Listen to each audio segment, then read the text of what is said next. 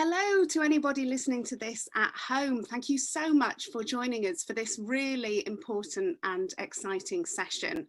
I'm here with the DIVA Award-winning campaigner, author, writer, poet. Sally Edwards is an inspirational woman for so many reasons. She raises awareness about issues around disability rights, LGBTQI rights, and she's a campaigner for mental health. Sally, thank you so much for joining us today. Hey, no problem at all. I'm really happy to be here.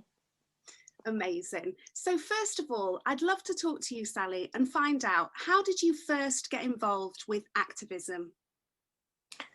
Well, it all really started after I'd released my first novel. I'd just more or less not long got into the community, and I'd been attending a festival, and there was lots of women there, and it suddenly occurred to me that there were very few disabled people there, and I thought, where are they?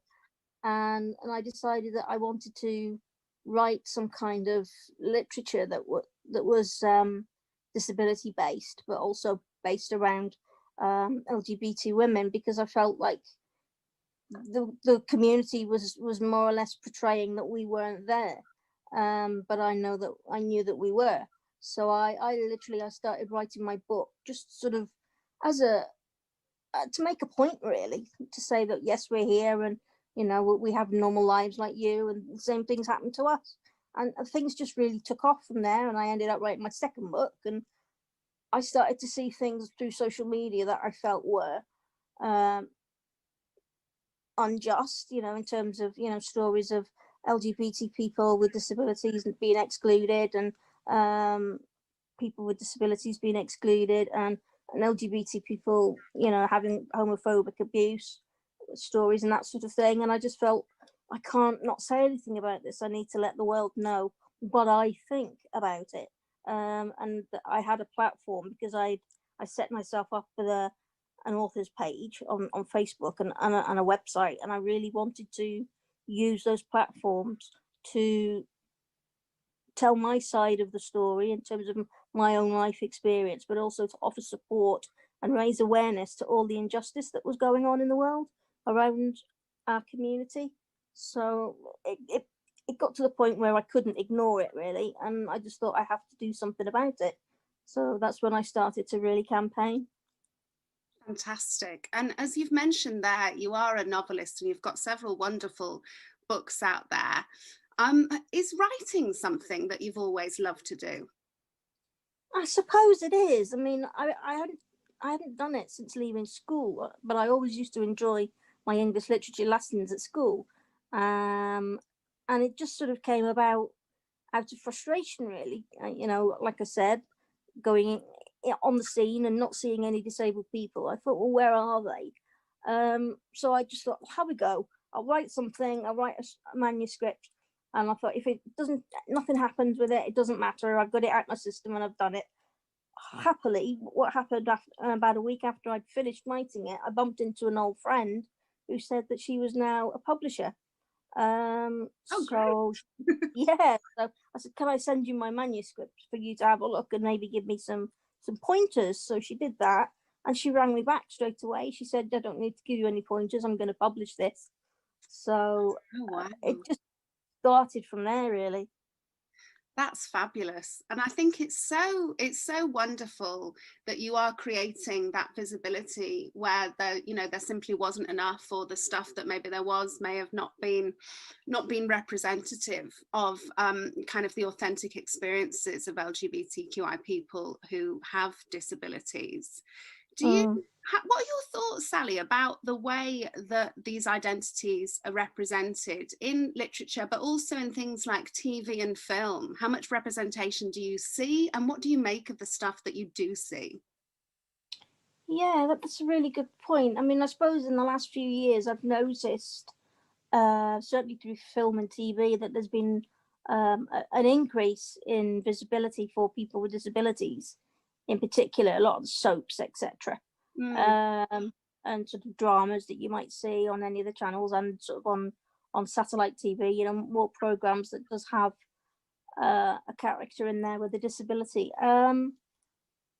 But also, I think that there's also a bit of a culture within these areas, similar to what happens a lot of the times to the LGBT characters. You know, they get killed off, or you know, because their disability points towards the fact that, you know, that they have a life limiting condition, and at the end of the program that they die or something like that. Well, yes, that happens to a degree with some people with disabilities, with certain disabilities, but not with every disability. And I think the difference between what I'm seeing and what I'm writing is the fact that I'm writing very from a very knowledgeable point of view, things that you wouldn't necessarily know about our challenges, but I'm always putting a positive slant on the fact that we can have really successful lives as well. You don't often see that in the media. Absolutely, it's so important to portray that positivity as well, for people, rather than it always being the same storylines that we're used to seeing. That's a really important point. Sally, Definitely. you also campaign for mental health awareness, which I think is really admirable. Can you tell us a little bit about why this is something that's important to you? It's important to me because I am a mental health warrior, and I've been living with mental health now for a long time, and I know how it's impacted on my life, and I know how positive that impact has been on my life since I went about getting support and getting help and sort of coming out the other side of it, if you like, and knowing how I can live and cope with that. And I think it's really important because mental health gets can get such a really bad representation, and I just think it's important for anyone that's out there that's looking through social media, that they see someone that's just like them, that's an ordinary person, that's got their own challenges in life, but you know, successful, you know, either with families or with their jobs, but they're living with mental health, because I think it's important for people to realize that they're not on their own.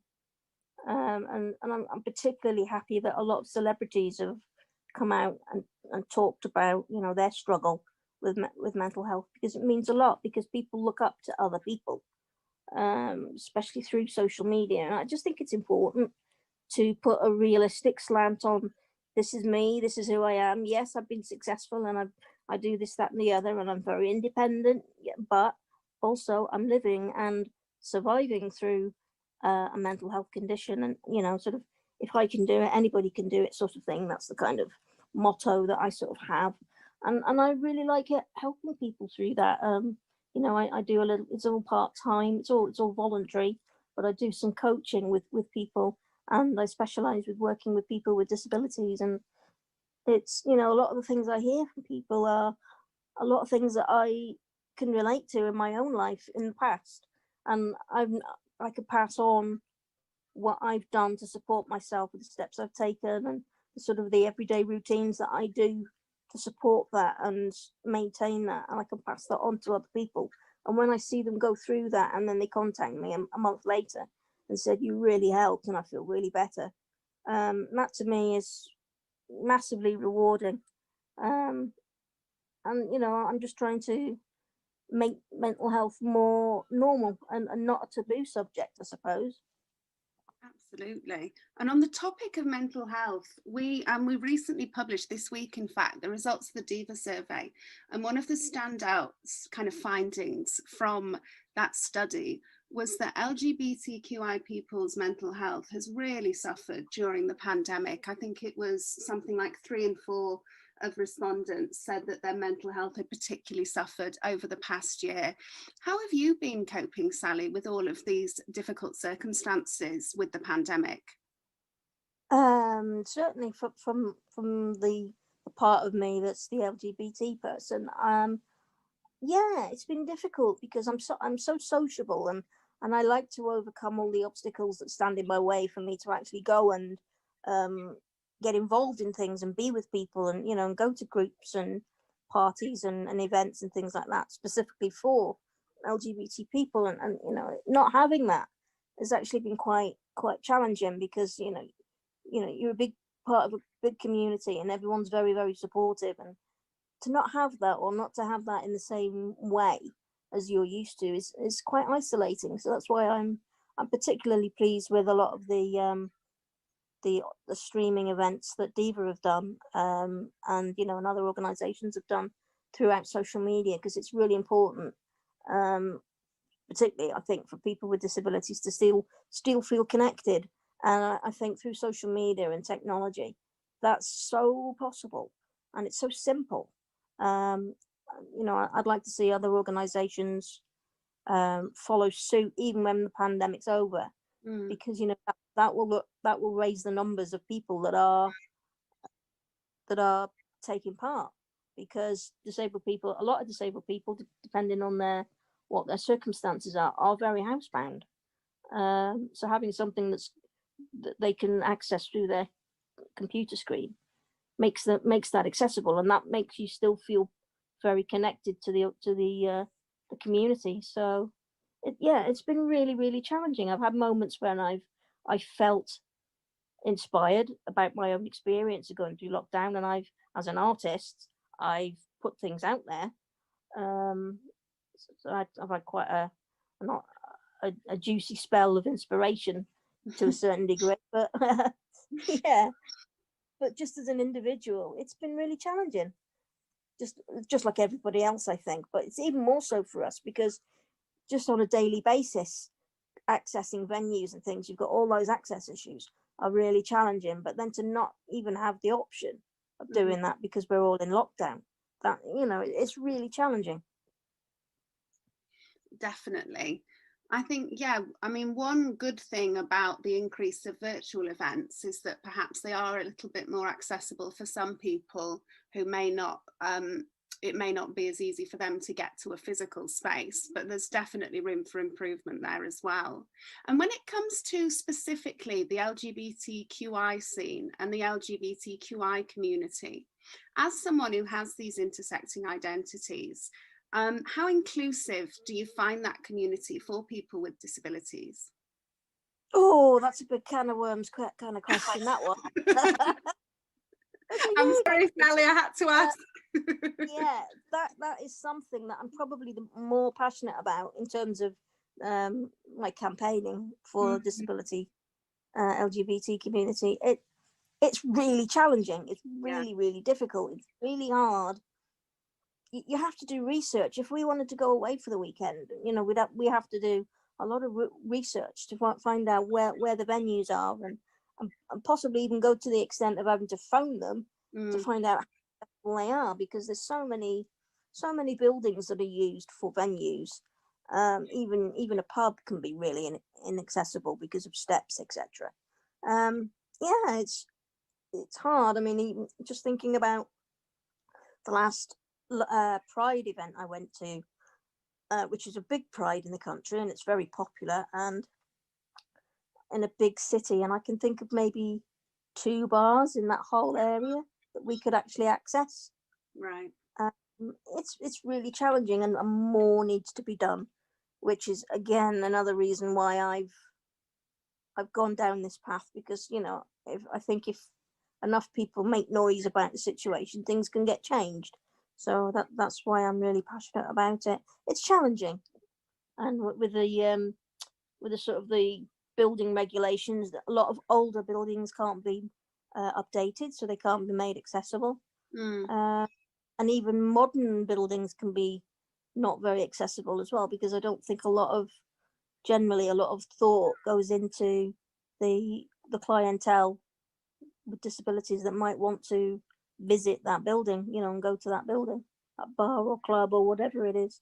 I think there should be something, even though we've got the Equalities Act, I think there's something that needs to be in place that's a lot stronger than that, and a lot more that needs to be taken more seriously when companies are going in and changing buildings, and new firm, or a new owner of a club or whatever, that they have to tick a box somehow in their planning, and in taking on that building, that they could actually definitely say that their building is wheelchair accessible, or or accessible in other ways. I think they have to be, their hand has to be forced, and they have to definitely tick something that they are accessible. And I think there also needs to be something in place where if their building was inspected and it wasn't accessible, then then they need to be held accountable for it, and there needs to be some kind of a fining system, just to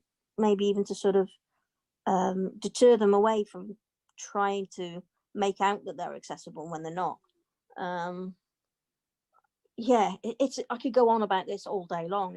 It's a massive subject. That not there's only me here that I'm talking about my experiences and my thoughts, and I can't do it all. No. And I would just like there to be some, even if there's some sort of a disability, LGBT disability movement, just like the gay rights movement, just like the Black Lives Matters movement.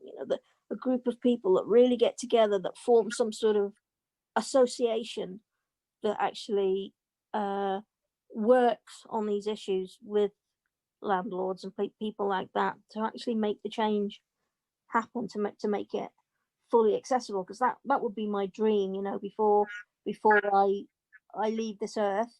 I'd really like to think that I could go to any LGBT venue up and down the country with no access needs. It would be wonderful, but it needs a lot of work, and it needs a lot of people to be passionate enough about it to actually see it through, and that's when it gets difficult. Absolutely. Well, it's a great life's mission, Sally, and I think you're doing wonderful work already with raising awareness and campaigning about these really important real world issues. Thank you. I wonder if anybody is listening to this and they're thinking, Sally's amazing, I want to be an activist, I want to make this world a bit of a better place. What words of advice would you have for them? I think, to start off, if they're on social media and they see, all these random posts come up, don't they, that people have shared about injustices, about people's issues, I think don't be afraid to put those on your wall, share them, make the people in your Facebook community aware that these things are happening.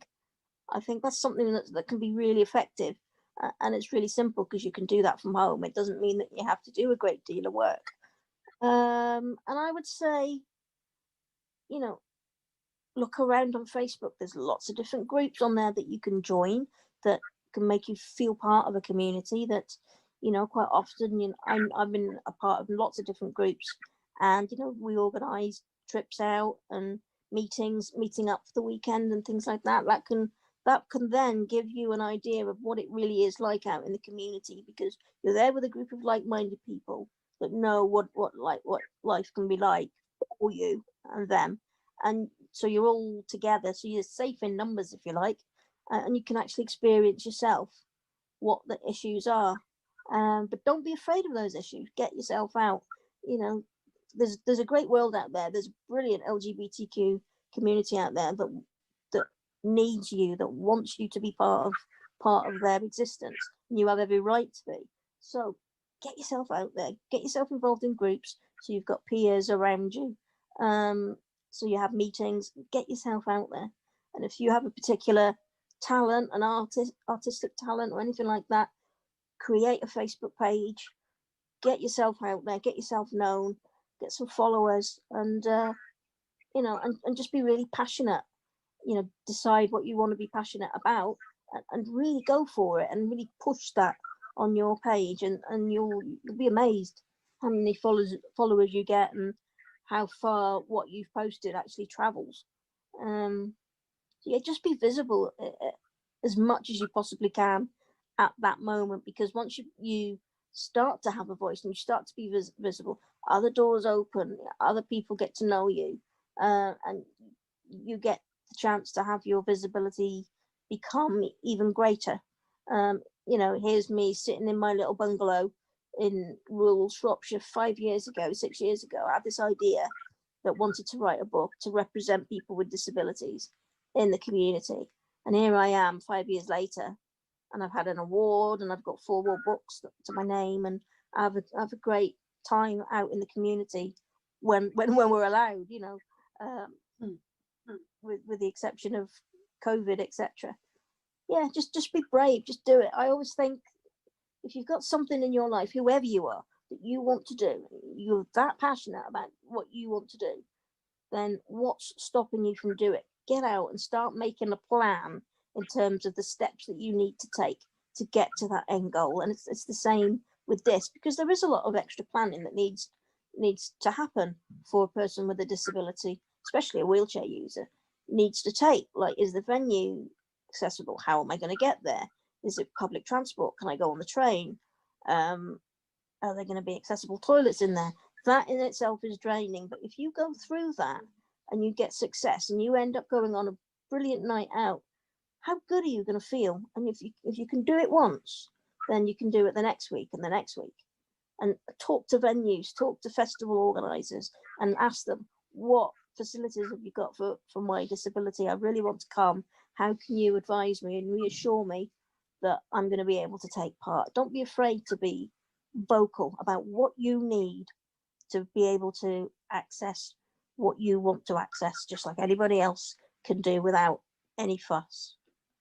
Whew, that was a big that was a big rant, wasn't it? Sorry. No, I was loving everything you were saying. That was kind of a perfect motivational speech and some fabulous advice. You know, find your passion, live with purpose, get planning and be visible. I love that, Sally. Thank you. Absolutely. It's what I've done. It's what I feel, and it's what I've lived through, and it's what I live through every day. You know, and don't take no for an answer. If you want something, you go out and get it. You find a way to go out and get it. Amazing. Absolutely. Well, we're just chuffed to have you as part of Lesbian Visibility Week, Sally. And we can tell everybody listening to go and get your wonderful novels and read your beautiful words. And where else can people find you and your work online if they want to find more from you? Yeah, sure. Well, I have a Facebook page. It's Sally Edwards Author. And I also have a Facebook page for my coaching, which is, again, it's still a hobby, but I have a page up there where people can contact me, and that's Warrior on Wheels Life Coaching. Yes, I came up with that name myself. I love it. Warrior on Wheels. Yeah. What a perfect name. And in terms of reading my books, they're all on Amazon.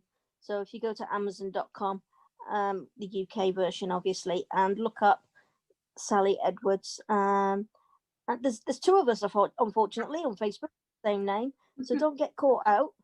If you were to look up the first book, put the first book in your search. So Sally Edwards, and then if you put in How to Love, that's the very first novel that I ever wrote. And once you get onto that right page, you should be able to click on that, and you'll be able to see all the other books that are on Amazon as well. It's a quick tip to find me. Perfect. So there's loads of stuff there for anyone listening to go and enjoy your wonderful work. Sally, thanks again for joining us, and a really happy Lesbian Visibility Week to you. Thank you very much, and it's been a real pleasure, and happy Lesbian Visibility to everybody out there. Be proud of who you are, and don't take no for an answer. If you want something, go out and get it. Fabulous. You heard Sally, everybody. You want something, you go out and get it. Thanks so much for tuning in. My pleasure.